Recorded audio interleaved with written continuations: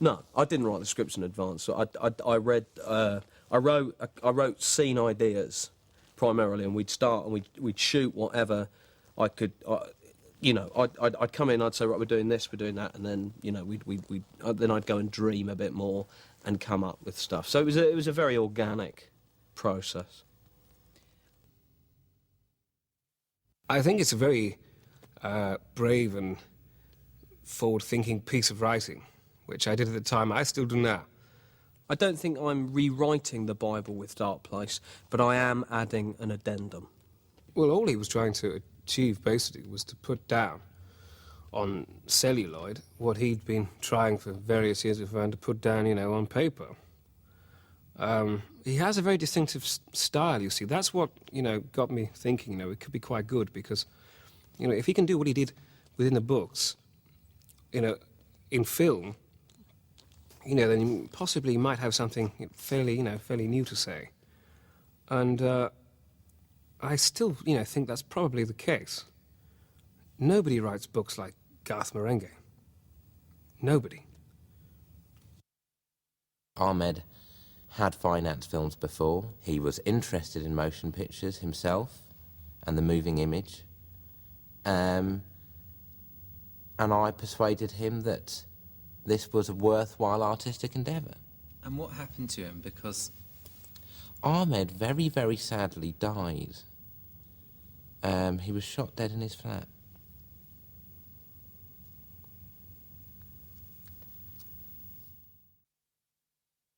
I was actually led to believe that Darkplace was going to be a film. From the outset, it's only when arguments ensued between various other cast members and things, it was cut up into so many episodes. I think it probably would have benefited from being, a full sort of feature. But what can you do? But, according to reports, if it were to have been a feature film, it would have run at 7 hours. Would it have been that long? Good heavens. Well, see, now that's too long. 2.5, I think, is most. Well, no, not even that. Yeah, well, obviously that's a problem. Better off as a TV series then. Can't always be right. The main problem was that we made this show, and I forgive me for not telling you this up front when we hired you, but we made this show without any channel's permission. So I just started making the show with Garth, paying for it myself, and we didn't know you had to be asked. So we made it, gave it to the channel, and they said, "I'm sorry, we didn't ask you to make this." I said, "What do you mean? You didn't ask us to make this? How, do you ask everyone before they make a show?" And they said, "Yes, we do." And I went, "This is news to me, sweetheart. I made this show with my sweat and blood. I spent the last 4 weeks of my life making this show. Do you want it?" "No," they say. So I'm, caught between the devil and the deep blue sea, having to sell 40 episodes of a medical-based horror show with no one buying it. That's why we had to put it out in Peru. Thank God for the Peruvian market.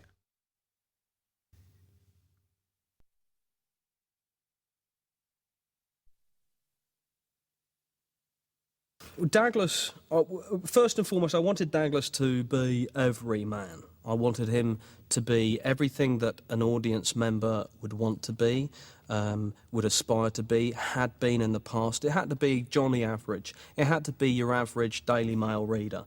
In many ways, he is an extension of my own natural abilities. He's got a little bit more than me. He is a little more tragic than I am as a character. He's seen the dark side a little too much.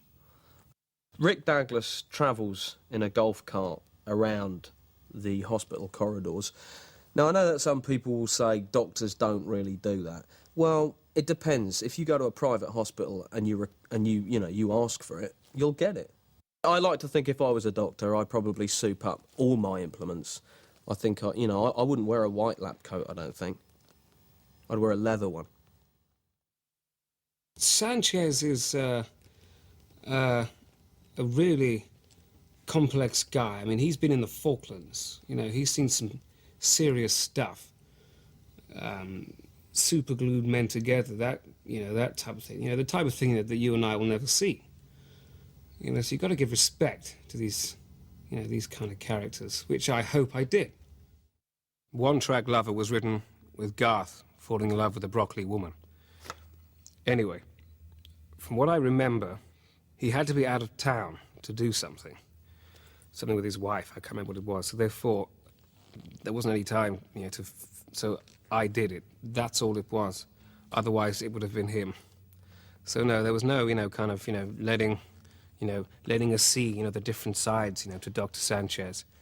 Sanchez was, just going to be just this down-the-line surgeon, didn't take any shit, did what he wanted.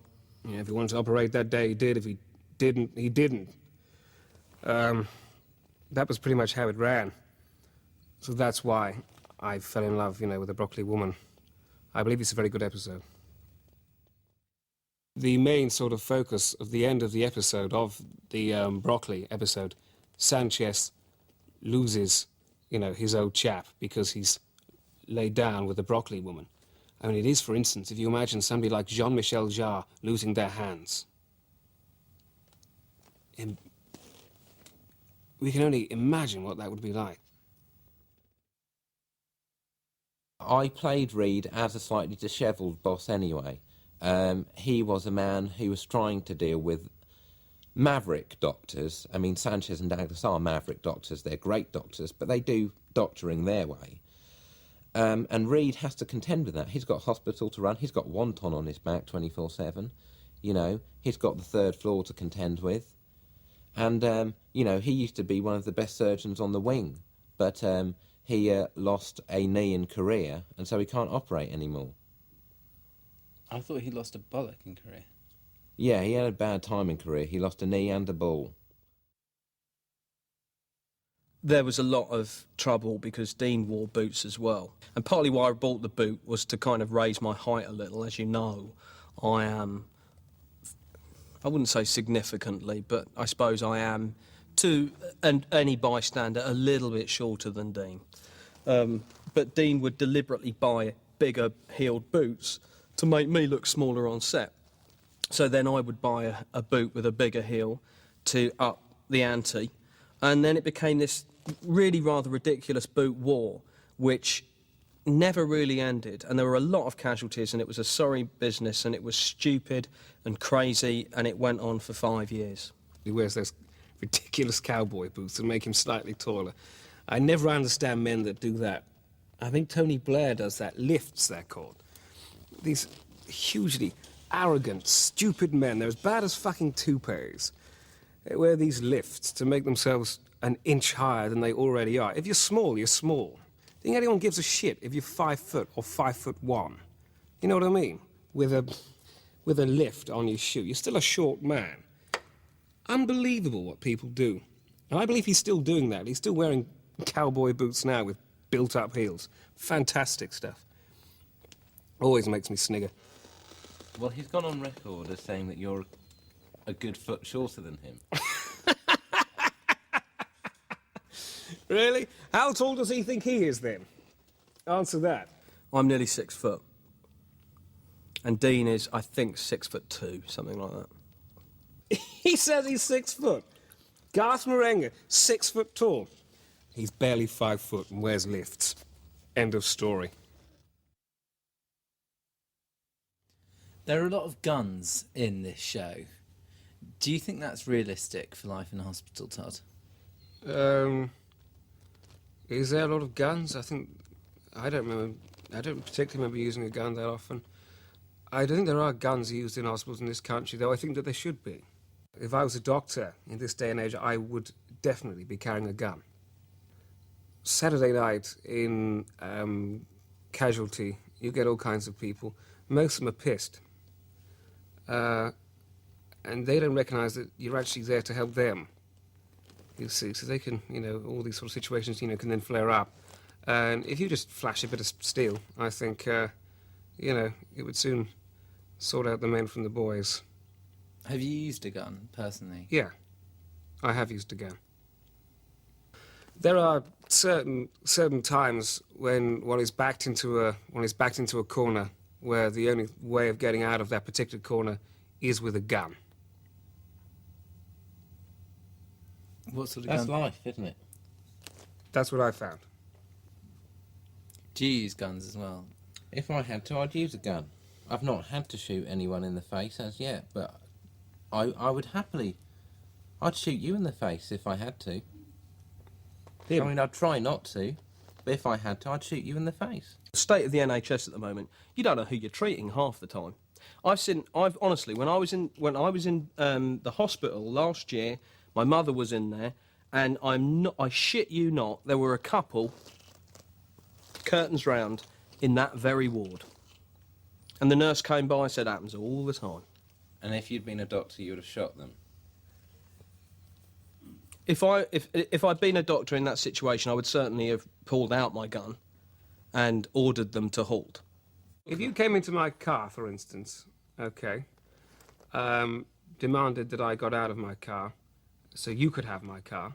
Now, this kind of thing, does go on. It goes on in this country now. I should be able to kill you for that. Okay, shoot you dead in my own car for telling me to get out of my car so you can take it. But you'd be in the shit, you'd be up against, the judge gripping the yoke. The guy that they got to be raped by the eye hadn't seen any photographs, didn't know what was going on, didn't know what would be asked of him. He was just, some extra that was told he had to lie in a bed all day. So, of course, he's going to say yes. And then they bought this bloody great thing with this, dwarf chap inside, with this cock that was coming up and down, like, behind this poor boy. And, yeah, he got a bit, he got a bit upset about that.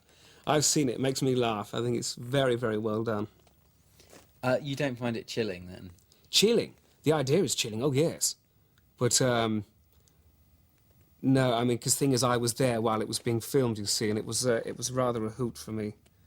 Garth didn't find it at all funny. He took, the whole thing very, very seriously.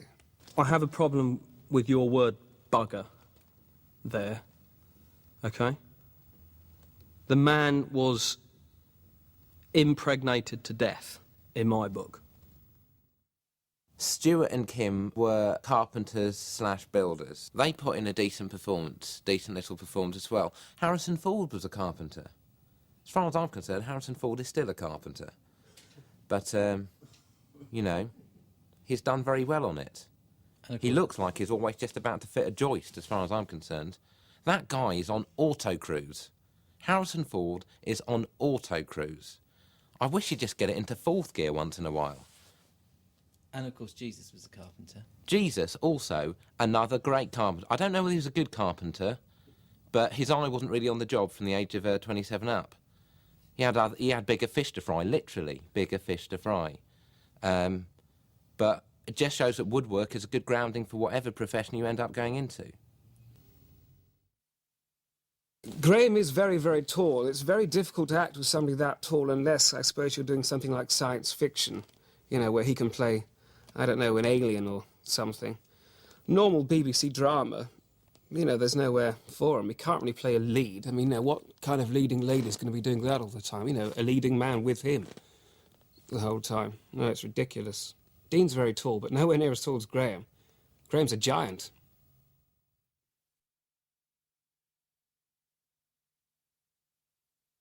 Garth's direction pretty much consisted of, can you be here at 9:30? There's no cab or anything. Probably best you bring something to eat also. That's true as well. I've not made that up. Absolutely true. Did he ever mention your performance? Well, he just said he liked certain bits. He pretty much, left me to my own devices, I think. He knew I could do it. He had many other things to worry about. So did Dean. Was it true that Garth has a habit of muttering no to himself when someone was doing a take? Yeah, he does, yeah. I sent a memo out, did I not? Because you and I drafted it together. A memo was sent out, first week, pre-production, saying, point out to everyone concerned, cast and crew, that Garth Marenghi, the director of this project, will be speaking at twice the speed that he usually does when directing people on set. He would pretty much shoot everybody else's scene at the end of the day, so that there's a certain rush, which meant you had to get them done, so you just got one take at them. Whereas if a scene involved himself, that would be done, near enough first thing. So, he got about 4 or 5 goes at it, which I can understand. His cash, fair enough. You're not popular on set, are you? Go on. Garth bollocked the sound man because he said the mic was putting him off acting. And he said, "Get that thing away from me." And the sound man said, "Well, if I do get that thing away from you, we won't be able to hear you." And Garth said that wasn't his problem. That was the sound man's problem. That if he couldn't mic him up on the other side of the room, then he would go looking for another sound man. The thing with crew is that they do insist on getting paid. They're not artists.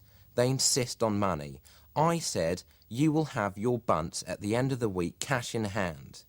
And they did not believe me, because 3 weeks in, they still had only got coppers off me. And I said, "Look, you're getting fed. You've got a roof over your head if you want to doss down here. But I can't pay you yet. Stay with me, believe in this, you'll get your money." The crew was getting smaller and smaller and smaller. How many people did you start with and how many did you end with? Crew, I remember, I could be wrong here, of about 30. I think there was 7 at the end. And did that include you? Yeah. I was doing the camera, I was doing the lighting, I was doing the sound, I was doing the bloody catering.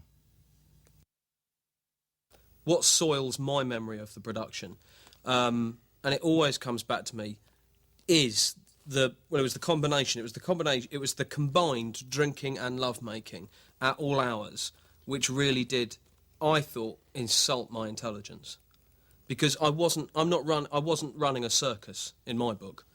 I wasn't running a circus. I wasn't running some shoddy cowboy outfit, and at times, I'm sorry you think that. well, you and Dean were seen on set naked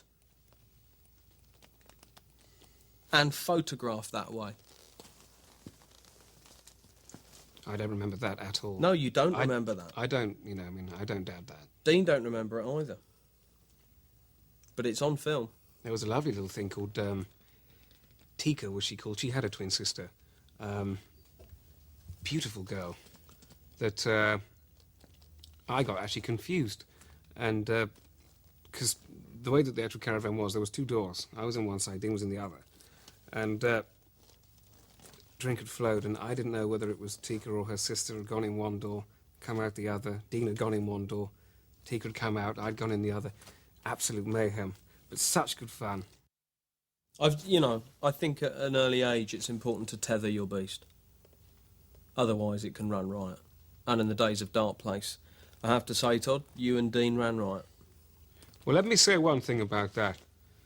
I would say a man who behaves like a beast shall never suffer the pain of being a man. Yet a man without love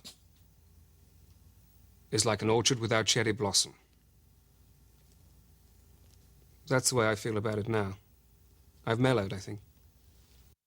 We have restored Darkplace to as near its original condition as we can get it. But a lot of the film is lost in the Thames. There was a police raid on my house and I had to get rid of certain articles, sharpish.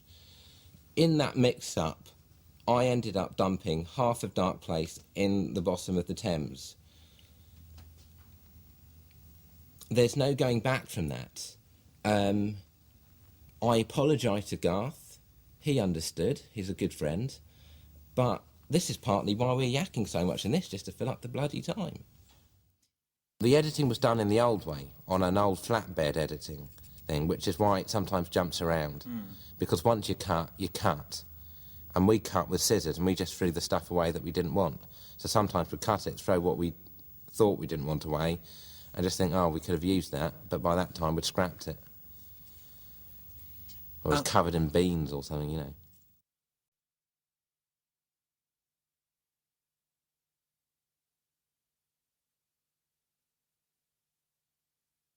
I I never really saw myself as an actor.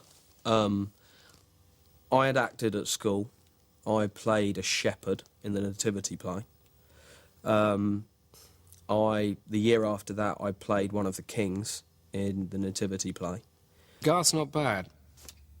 You know, he could have gone on to do other things, possibly. I don't think he's that interested, but, you know, he seems to, you know, remember his lines, which I suppose he should do as he, you know, as he wrote them that morning. I do tend to, you know, do a little bit of Stanislavskian. Have you heard of him? Stanislavskian psychotechnique. Do you know what that is?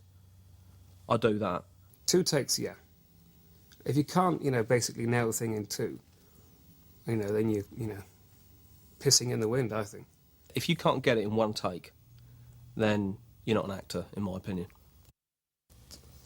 It's an odd one. Dean's not an actor. But I told him at the time I didn't want an act. Not interested. I want the truth. Dean's one of the truest people I've ever met. He will not lie to me.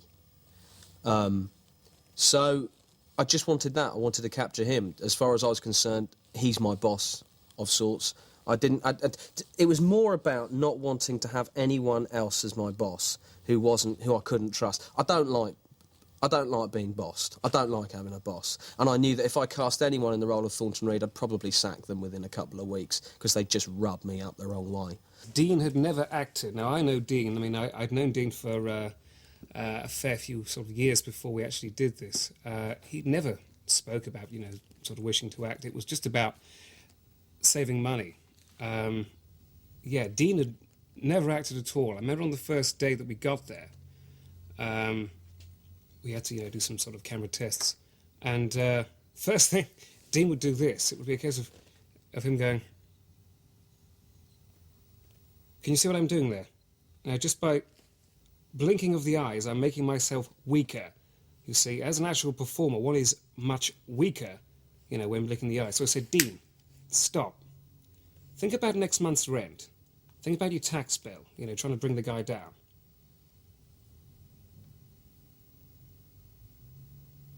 Straight away, he got it. Any emotion you care to mention, I can do now, thanks to Mr. Todd Rivers. It comes from the shoes, comes from the feet, yeah, it comes from rhythm. If I were to do terror, it's not too much, you see.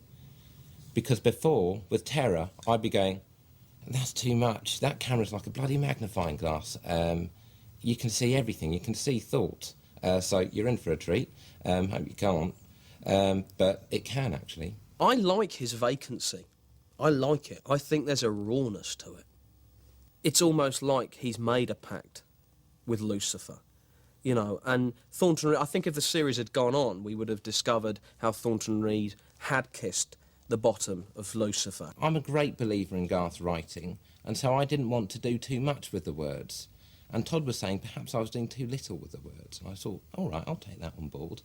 And so, you know, if I was picking up the phone, instead of just going, "Good morning," which is how I started off, I go, "Good morning." You know, just give it a little bit of something. How do you pick up the phone at Beelzebub's? "Hello, Dean Lerner," is how I pick it up if I'm at Beelzebub's, because it's important to give a good...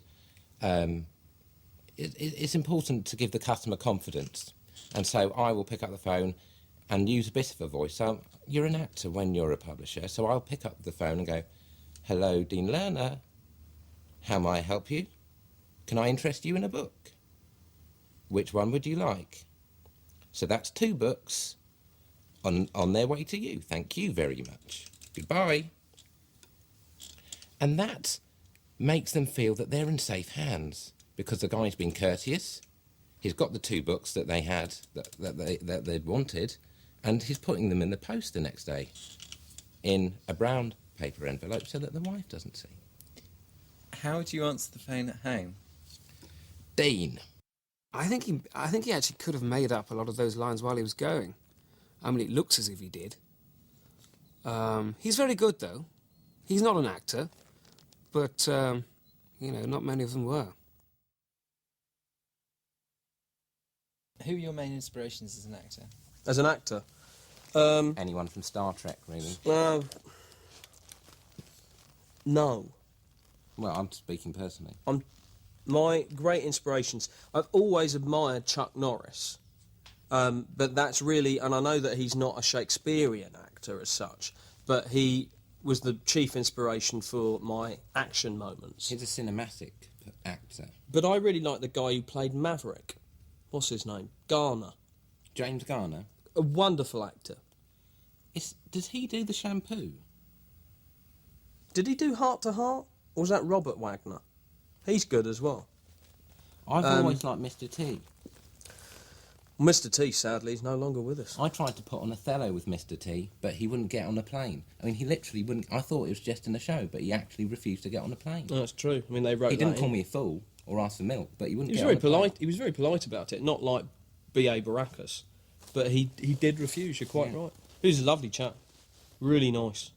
Bit too Christian for me, Yeah, and he's no longer with us, or is he? I don't know. I think he's just ill. I did Love Saber's Lost with Peter Wingard, who was he came to a sticky end, but an incredible actor.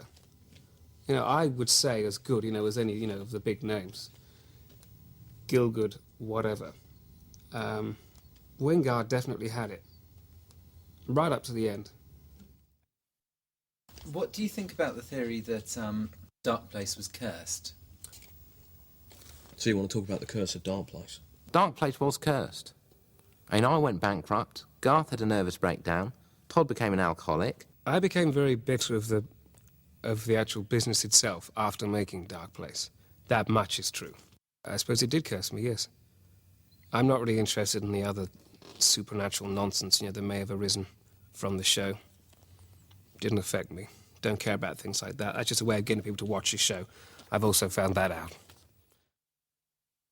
If you are an extra on a show or on a film, you know the risks. They know there's a risk that you might die.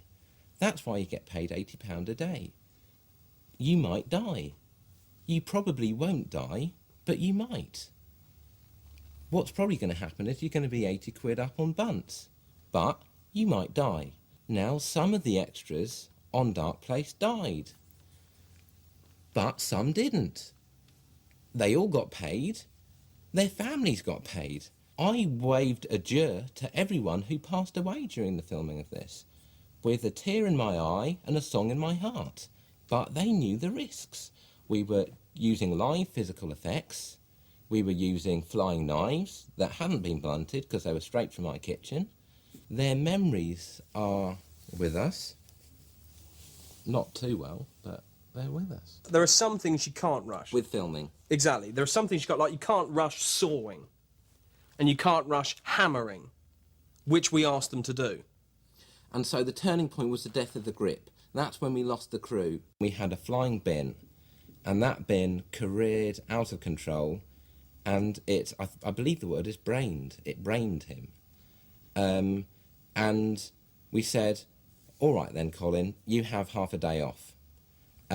So out he staggered into the morning, bright as you like, and he walked into a bus. Now, did we kill him or did that bus kill him? I say it's the bus driver, but he got off. I had to go through the indignity of a manslaughter trial. Do I believe in the what? The Horned One. The Horned One? What kind of nonsense is that? Do I believe in the Horned? Do you mean, do I believe in the hoof-footed one? Yes. Do you know, I think I do. I could see the darkness in her eyes. I knew that she'd done things with the Horned One.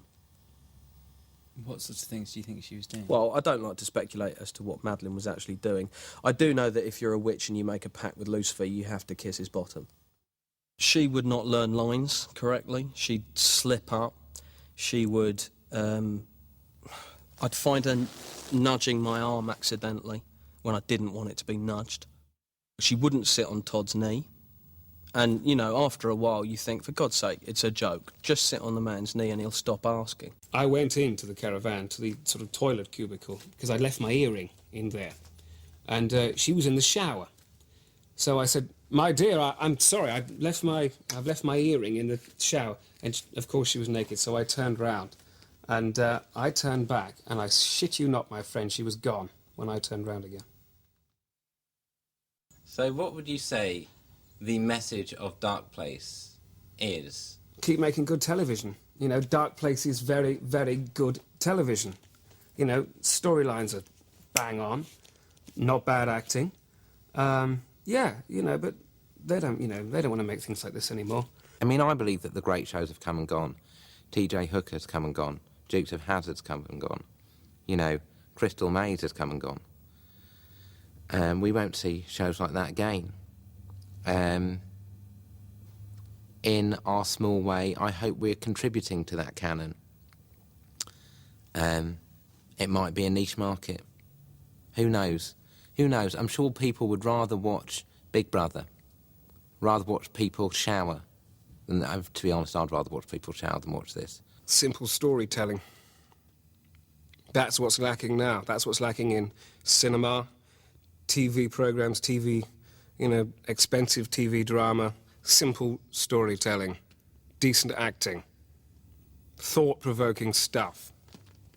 Art isn't a commodity that you haul in and out. No. Like dildos. Darkplace sums up television as we know it. By that I mean, to the untrained eye, everything looks smooth, hugely entertaining, every woman looks good, you know, everything is tied up at the end. Yet, the reality is far different. It was horrible to work on. I didn't get paid any money for it, and to be honest, I can't remember a thing about it now. And that's the way I hope it stays. Thanks very much. Because I will not pay a licence. I believe that the gift of Darkplace is such a sufficient gift to television that I don't believe I ever should really have to pay a licence again. I really don't. That's my gift. I've paid my licence 100 times over with just one episode of Darkplace. So if they come, you know, gypping me for a licence again, up theirs.